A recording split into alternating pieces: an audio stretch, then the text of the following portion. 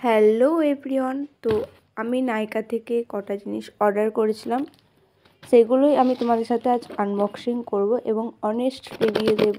এই প্রোডাক্টগুলো আমি আগেও ইউজ করেছি।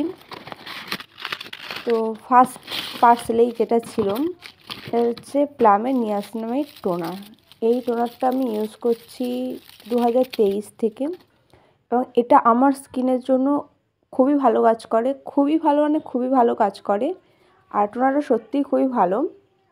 তো আমি আরও অনেকগুলো টোনার ইউজ করেছি, but this is my favourite one. আর নেক্সট ছিল সেরাভির ময়েশ্চারাইজার ফর ড্রাই স্কিন। এটা অতটা ক্যামেরাতে বোঝা যাচ্ছে না, কিন্তু এটা ড্রাই স্কিনের জন্য খুবই ভালো। তো ওটা আমি তোমাদের সাথে পরে শেয়ার করছি। তার আগে আমি একটা আই সেরাম দেখাচ্ছি তোমাদেরকে, যেটা আমি অর্ডার করেছিলাম লরিয়াল প্যারিসের।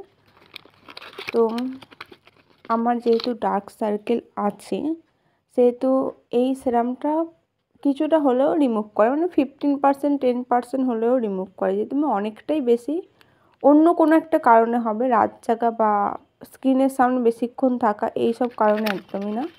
নেক্সট ছিল তোমাদের সেরাভির ময়েশ্চারাইজারটা। এটা ক্যামেরাতে বোঝা যাচ্ছে না। This is for dry two very dry skin.